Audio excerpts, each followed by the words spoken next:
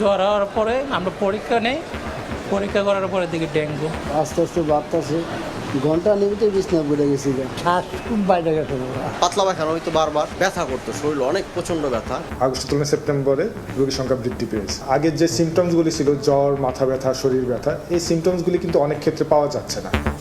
Photo সেশনে সীমাবদ্ধ মশক নিধন অভিযান, লোক দেখানো তৎপরতায় কমছে না এডিসের উৎপাত, দায়সারা উত্তর সিটি কর্পোরেশনের। টিভি আইছে, আজকে হাজার হাজার লোক আইছে, কেউ মশার ওষুধ দেয়, একদিন সপ্তাহে একদিন দেয়, সাফ করে মনে হয় বছরে একবার ওষুধ দেয়, কিন্তু পর্যাপ্ত পরিমাণ না। পানিটা যদি জমা থাকে তাহলে তো আপনার মশা তো থাকবেই। স্বাস্থ্য অধিদপ্তর থেকে রোগীর যে তথ্য পেয়ে থাকি, সেই তথ্য অনুযায়ী আমরা সেই রোগীর বাড়ির চারপাশে কোনো লার্ভা জমে থাকে সেগুলো আমরা ধ্বংস করে দিচ্ছি। দেখছিলেন প্রধান শিরোনাম, সন্ধ্যার সময়ের সঙ্গে আছে আমি কাজল আব্দুল্লাহ। এবার অন্যান্য শীর্ষ সংবাদ। দুর্গাপূজার সামনে রেখে চক্রান্ত করছে স্বৈরাচারের দোসররা, অভিযোগ বিএনপির। গণতান্ত্রিক প্রক্রিয়া অব্যাহত রাখতে তারেক রহমানের মামলা প্রত্যাহারের দাবি। তথ্য কমিশনের সংস্কার চান বিশ্লেষকরা, সব দলকে তথ্য অধিকার আইনের আওতায় আনার তাগিদ। সাইবার নিরাপত্তা সহ গণবিরোধী আইন সংস্কার হবে, জানালেন উপদেষ্টা। সাগরণী হত্যাকাণ্ড তদন্তে নতুন মোড়, দায়িত্ব পিবিআইকে দিতে আবেদন করবেন বাদী পক্ষ। মূল রহস্য ধামাচাপা দিতেই মামলা সিআইডি থেকে যায় র্যাবে। সমবায় ব্যাংকের ভল থেকে 12,000 ভরি স্বর্ণ গায়েব, 4 বছর পর প্রকাশ্যে এলো ঘটনা। দুদকের মামলায় আদালতের 7 কর্মকর্তার বিরুদ্ধে অভিযোগপত্র। এবং রাজনৈতিক পরিচয়ের কারণে সাকিবের বিরুদ্ধে মানুষের ক্ষোভ, অবস্থান পরিষ্কার করতে হবে নিজেকেই, বললেন ক্রীড়া উপদেষ্টা। খেলোয়াড় হিসেবে নিরাপত্তা দেবে সরকার।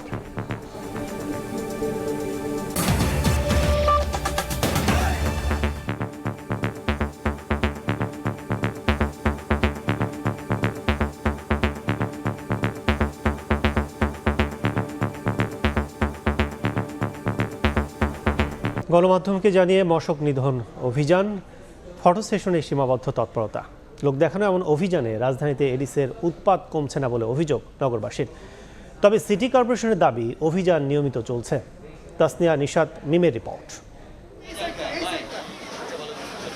গণমাধ্যম কর্মীদের উপস্থিতিতে চলে মশক নিধনের তোড়জোড়। রোববার রাজধানীর জুরাইনের মুরাদপুরে পোকারবাজার এলাকার একটি মাত্র সড়কে স্প্রে করেই চলে যান দক্ষিণ সিটি কর্পোরেশনের কর্মীরা।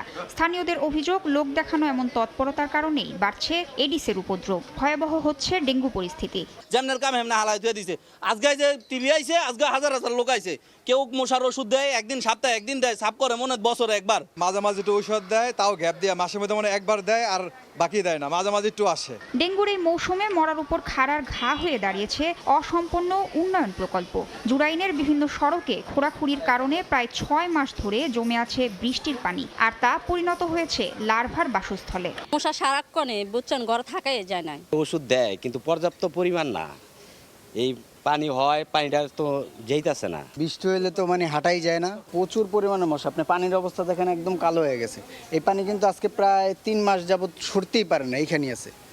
পানিটা যদি জমা থাকে তাহলে তো আপনার মশা তো থাকবেই। এত সবের পরও দুই সিটি কর্পোরেশন বলছে, ডেঙ্গু প্রতিরোধে সব ওয়ার্ডে সকাল বিকাল পরিচালিত হচ্ছে মশক নিধন কর্মসূচি। স্বাস্থ্য অধিদপ্তর থেকে রোগীর যে তথ্য পেয়ে থাকি, সেই তথ্য অনুযায়ী আমরা সেই রোগীর বাড়ির চারপাশে আমরা 200 মিটারের মধ্যে আমাদের মশককর্মী চলে যাচ্ছে। কোনো জায়গায় যদি কোনো পাত্রে কোনো লার্ভা জমে থাকে বা কোনো রকম আমরা যদি কোনো প্রজননস্থল পেয়ে যাই, তো সেক্ষেত্রে সেগুলো আমরা ধ্বংস করে দিচ্ছি। আমরা সকালে আমরা লার্ভিসাইডিং কার্যক্রমটা পরিচালনা করে থাকি। আমরা বিশেষ করে আমাদের এই ওষুধটা আমরা প্রয়োগ করি জমানো পানিতে। সকাল 9টা থেকে দুপুর 1টা পর্যন্ত লার্ভিসাইডিং পরিচালনা করে থাকি, এবং এই পাশাপাশি আমরা সচেতনতামূলক লিফলেট বিতরণ করে থাকি। অন্য প্রসঙ্গ, দুর্গাপূজার সামনে রেখে স্বৈরাচারের দোসররা চক্রান্ত করছে বলে অভিযোগ করেছেন বিএনপি নেতারা।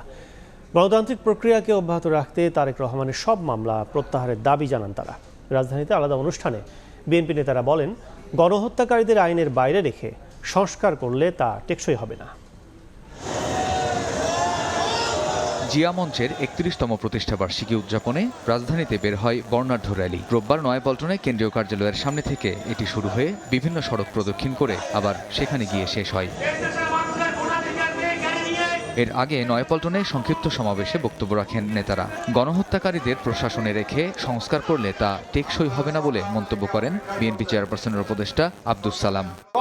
গণতন্ত্রের শত্রু যারা, জনগণের শত্রু যারা, স্বাধীনতার শত্রু যারা, তাদেরকে বাইরে রেখে আপনি সংস্কার আপনি করবেন, ওই সংস্কারকে শত্রুরা হইতে দিবে না।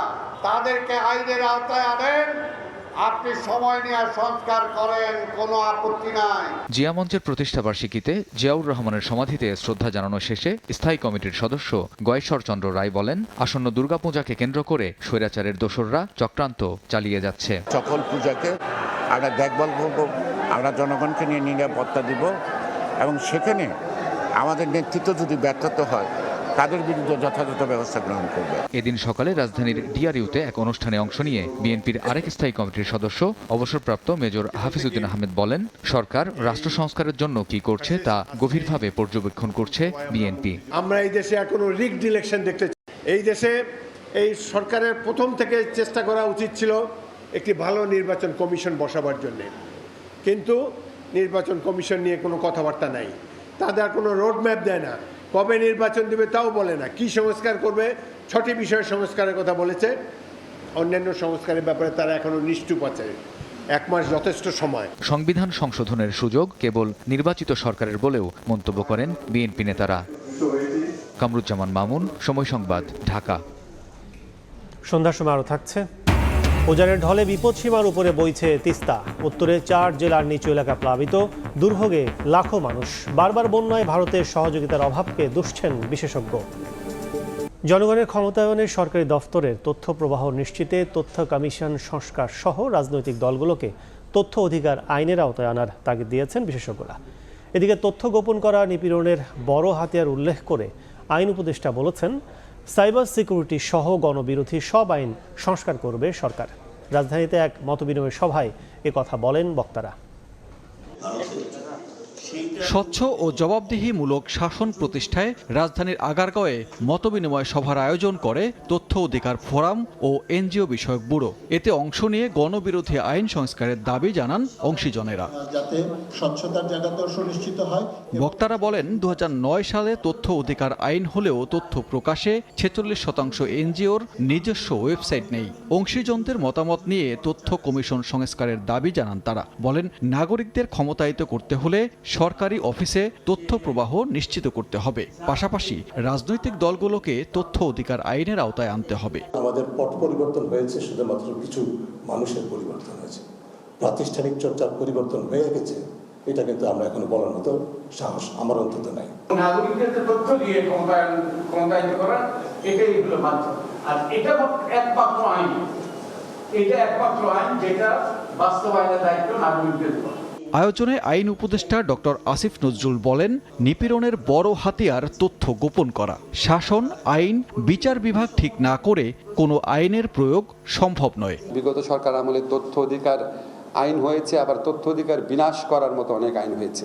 অরাজকতার একটা জঘন্যতম উদাহরণে পরিণত হয়েছিল বাংলাদেশ। সাইবার সিকিউরিটি অ্যাক্টেরা অনেকের জনপ্রিয় দাবি হচ্ছে এটাকে বাতিল করে দেওয়া। স্পিচ অফেন্স আমি বাদ দিব, কিন্তু কম্পিউটার অফেন্স, হ্যাকিং করা, ব্ল্যাকমেইল করার চেষ্টা করা, সেটাকে যদি আমি ক্রিমিনালাইজ করার থেকে বাতিল করি, তাহলে দেশে অরাজকতা হয়ে যাবে। ফলে আমরা এই কিছু কিছু ক্ষেত্রে আইন সংশোধন করব। স্বচ্ছতা ও জবাবদিহিতা বাড়াতে তথ্যের অবাধ প্রবাহ নিশ্চিতের তাগিদ দেন আলোচকরা। তথ্য অধিকার ছাড়া সকল অধিকার মূল্যহীন। সানবীর রূপল, সময় সংবাদ, ঢাকা। রহস্য ধামাচাপা দিতেই সাংবাদিক দম্পতি সাগররুনি হত্যার তদন্তের দায়িত্ব দেয়া হয় র্যাবের হাতে। এমন অভিযোগ করেছেন মামলার বাদী রুনির ভাই নওশের রোমান। হত্যা রহস্য উদ্ঘাটনে আইনজীবীও নিয়োগ করেছেন তিনি। নতুন আইনজীবী শিশির মনির জানান, মামলার তদন্তভার পিবিআইকে দিতে আদালতে আবেদন করবেন তারা। সাংবাদিক দম্পতি সাগর সরোয়ার ও মেহেরুনি হত্যার পর কেটে গেছে 1 যুগেরও বেশি সময়, কিন্তু এই হত্যা রহস্যের কোনো কুলকিনারা করতে পারেনি কোনো সংস্থায়। পুলিশ, সিআইডির হাত ঘুরে মামলার তদন্তভার র্যাবের কাছে গেলেও নেই কোনো অগ্রগতি। 113 বার পিছিয়েছে তদন্ত প্রতিবেদন দাখিলের সময়। 5 আগস্ট রাজনৈতিক পট পরিবর্তনের পর আশার আলো দেখতে শুরু করেছেন মামলার বাদী রুনির ভাই নওশের রোমান। নিয়োগ দিয়েছেন আইনজীবীও। সুপ্রিম কোর্ট প্রাঙ্গণে সাংবাদিকদের রোমান জানান, হত্যাকাণ্ডের ঘটনা ধামাচাপা দিতেই র্যাবকে দেয়া হয়েছিল তদন্তভার। আগের যে সরকার যে সময় ঘটনাটা ঘটেছে এবং তারা যেভাবে মামলাটা ধামাচাপা দিয়েছে, ওই সরকার যেহেতু নেই, আমরা আসলে মনে করছি কিছু হতে পারে, বাট যতক্ষণ পর্যন্ত না হয় কিছু, তখন পর্যন্ত এটা না মানে আনন্দিত হওয়ার বা খুব বেশি আশা হওয়ার কিছু নেই। শুরুর দিকে কিন্তু ওরা কথা বলতো এবং তারপরে কিন্তু আপনাদের সাথেও কিন্তু কথা তদন্তকারী সংস্থা বলেনি, কারণ তারা এটা নিয়ে কোনো তদন্ত আসলে করেনি। এবং আমাদের কাছে মনে হয় যে তদন্তকারী সংস্থা র্যাবকে দেওয়া হয়েছিল মামলাটা, যেন এটা ধামাচাপা দেওয়ার যে প্রক্রিয়াটা, যেহেতু তাদের প্রতি আসলে মানুষ একটা ভীতি কাজ করে, এটা যেন সম্পন্ন হতে পারে এর জন্য। নতুন নিয়োগ পাওয়া আইনজীবী শিশির মনির জানান, আন্তরিকভাবে কাজ করলে এতদিনে বের হয়ে আসতো হত্যা রহস্য। তদন্তভার পিবিআইকে দিতে আদালতে আবেদন করা হবে বলেও জানান তিনি। এই মামলার যদি বিচার না হয়, তদন্ত সঠিকভাবে করা না যায় এবং আদালতে সঠিক ব্যক্তিকে আনসারেবল করা না যায়, তাহলে এটি আমাদের দেশের জন্য কলঙ্কই থেকে যাবে, গণমাধ্যমের উপরও বিরাট বড় একটি আঘাত হিসেবে থেকে যাবে। আমরা চাইব এই তদন্তটি সবচাইতে দক্ষ টিম পিবিআই কর্তৃক তদন্ত হোক এবং স্বল্প সময়ের মধ্যে সবকিছু আদালতের সামনে উন্মোচিত হোক। 2012 সালের 11 ফেব্রুয়ারি রাজধানীর পশ্চিম রাজাবাজারে নিজ বাসা থেকে সাগর রুনির লাশ উদ্ধার করা হয়। সবশেষ তদন্তে বাসা থেকে অজ্ঞাত 2 ব্যক্তির ডিএনএ আলামত মিললেও শনাক্ত করা যায়নি খুনিদের। আফজাল হোসেন, সময় সংবাদ, ঢাকা। উজানের ঢলে বিপদসীমার উপরে বইছে তিস্তার পানি। প্লাবিত হচ্ছে রংপুর, নীলফামারী, কুড়িগ্রাম ও লালমনিরহাটের নিম্নাঞ্চল। ফসলের ক্ষেত তলিয়ে যাওয়ার পাশাপাশি ঝুঁকিতে জনজীবন। স্থানীয়দের অভিযোগ, নদী শাসনের অভাবে প্রতি বছরই ভয়াবহ ক্ষতির মুখে পড়তে হচ্ছে লাখো মানুষকে। অধিকার কর্মীদের মতে, বিগত সরকারের কূটনৈতিক ব্যর্থতার কারণেই তিস্তা উত্তরের মানুষের অভিশাপে পরিণত হয়েছে। শাকিল মাহমুদের ক্যামেরায় নাজমুল ইসলাম নিশাতের রিপোর্ট। উজানের ঢল আর টানা বর্ষণে ভয়ঙ্কর রূপ উত্তরের তিস্তার। শনিবার মধ্যরাত থেকে বিপদসীমার উপর দিয়ে বইছে পানি। চাপ সামাল দিতে খুলে দেওয়া হয়েছে ডালিয়া ব্যারেজের 44টি জলকপাট। পানির ঢলে তলিয়ে গেছে রংপুরের 4 জেলা, নীলফামারী, রংপুর, কুড়িগ্রাম ও লালমনিরহাটের চর ও নিম্নাঞ্চল। হাজারেরও বেশি ঘরবাড়িতে এখন হাঁটু থেকে কোমর পানি। শুধু রান্নার কষ্টই বাড়েনি, বিপাকে পড়তে হয়েছে গবাদি পশু ও ফসলি জমি নিয়েও। অনেকে উঁচু স্থানে আশ্রয় নিয়ে রান্না করছেন যৌথভাবে। 4 জেলার কয়েকশো কিলোমিটার এলাকা এখন পানিতে ভাসছে। তলিয়ে গেছে শত শত হেক্টর জমির আমন, বাদাম সহ বিভিন্ন ফসল। পানির মধ্যে থেকে আমরা এখন যে এইখানি বেলা হয়েছে, আমরা অনাদারি আছি। দিঘির পারে কোনো আন্না মানা করে খাইছেন, আমরা কোনো পাইছি না। আমার কোনো চেয়ারম্যান মেম্বারে একটাও করে না, ওরা মারিংকানি করে খাইতেই থাকে। কৃষিকাজ তারা ঠিক মতন আবাদ সুবাদ করতে পারতেছে না পানির জন্য। এদিকে বন্যা কবলিত এলাকার বাসিন্দাদের সহায়তায় সব ধরনের উদ্যোগ নেওয়া হয়েছে বলে জানান জেলা প্রশাসক। বাংলাদেশ অংশে তিস্তার 115 কিলোমিটারের মধ্যে 100 কিলোমিটারই চরম ঝুঁকিপূর্ণ। ফলে দীর্ঘ সময় টেকসই সমাধান না নেয় প্রতি বছর উত্তরের 5 জেলায় ক্ষতির পরিমাণ অন্তত 1 লাখ কোটি টাকারও বেশি। অধিকার কর্মীরা বলছেন, চীন ভারতের দ্বৈরথে আটকে যাওয়া তিস্তা মহাপরিকল্পনা বাস্তবায়নের উদ্যোগ নিতে হবে এখনই, সেটিও নিজস্ব ব্যবস্থাপনায়। তত্ত্বাবধায়ক সরকারের যে প্রধান উপদেষ্টা বলতেছেন সামাজিক বিনিয়োগের কথা, এখানে তিস্তা পরে 2 কোটি মানুষ ছিল। যদি বন ছাড়া হয়, যদি অর্থ চাওয়া হয়, 2 কোটি মানুষই কিন্তু এই অর্থ যোগান দিতে প্রস্তুত। তা আমাদের নিজস্ব ব্যবস্থাপনা, এই ব্যবস্থাপনা কিন্তু ভারতের অপেক্ষায় ঝুলিয়ে রাখা যাবে না। তবে পানি উন্নয়ন বোর্ড বলছে পানি বৃদ্ধির হার দ্রুতই কমে আসবে।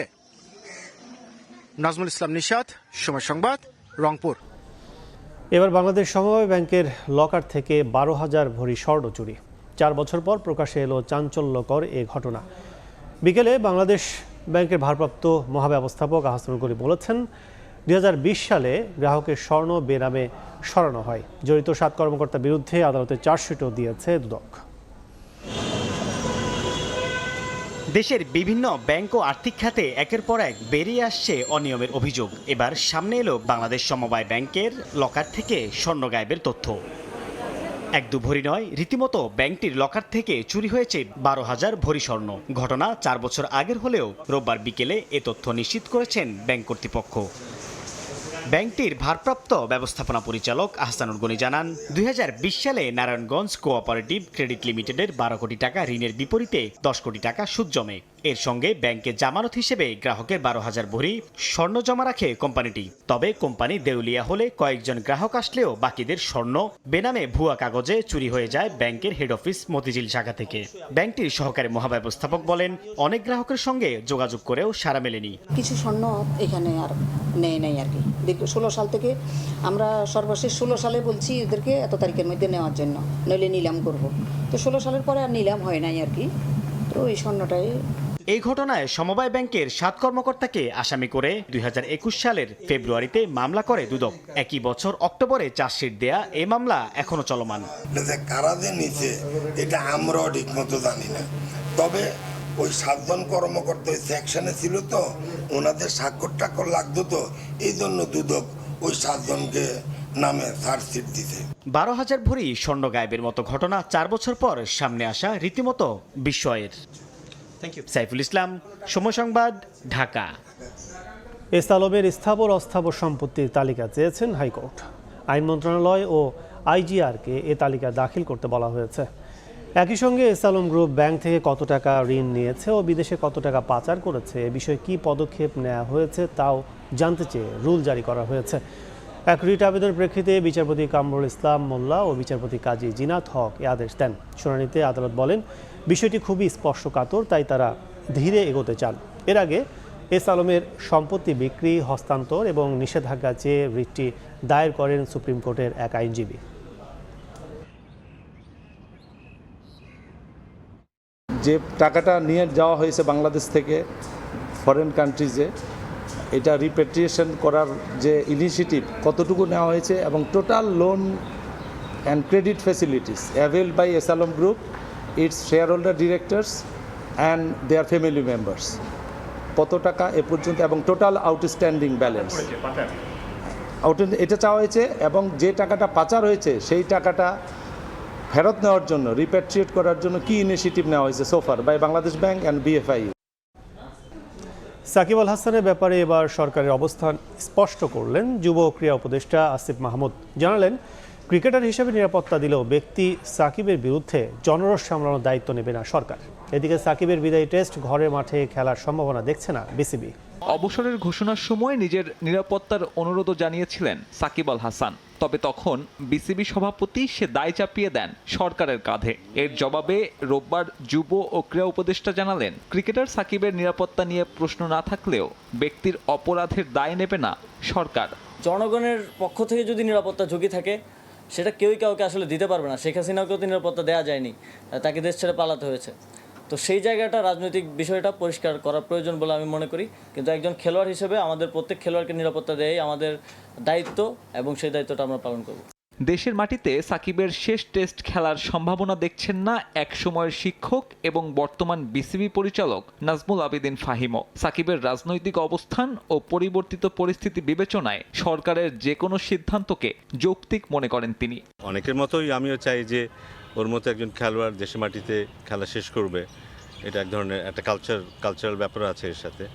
বাট আনফর্চুনেটলি অনিবার্য কারণবশত সেটা হয়তো এই মুহূর্তে সেই সম্ভাবনা দেখছি না। দীর্ঘ 2 দশক ক্রিকেটার সাকিব আল হাসানের পরিচয় ছাপিয়ে এখন তার রাজনৈতিক পরিচয়কেই বড় করে দেখছে বিসিবি এবং সরকার, যার কারণে সেই সাকিব নামের বলকে একে অন্যের কোর্টে ঠেলে দেওয়ার মাধ্যমে এই সাকিব আল হাসানের ইতিটা কীভাবে ঘটবে তা এখন অনিশ্চিত। সাকিব আল হাসানের সঙ্গে জনগণের ক্ষোভের সম্পর্কের দাবি করা হলেও জনগণের দাবি ভিন্ন কিছু। বিসিবির পদক্ষেপ নেওয়া উচিত এই জায়গায় যেন সাকিব নিরাপত্তা স্থানে মিডফিল্ডের মাঠে শেষ টেস্টটা খেলে যেন বিদায় নিতে পারে। তো এইটুকু যদি বিসিবি করতে না পারে, এটা বিসিবির অনিচ্ছা। আসলে এটা সেফটি চাইলেই দিতে পারে, এটা বিসিবি ইচ্ছা করে হয়তো এমন করতেছে। ফারুক আহমেদ আছে না, বিসিবি এখন নতুন সভাপতি, উনি পারে, কিন্তু উনি চেষ্টা করলে দিতে পারে।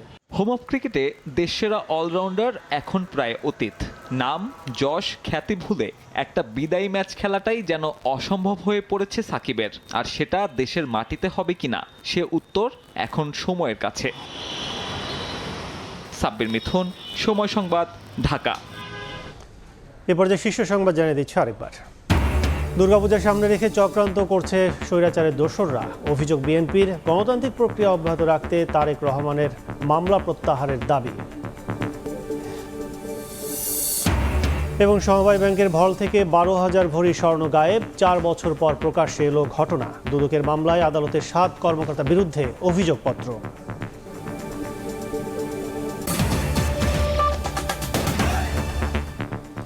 এই ছিল সন্ধ্যার সময়, সঙ্গে থাকুন সময়ের।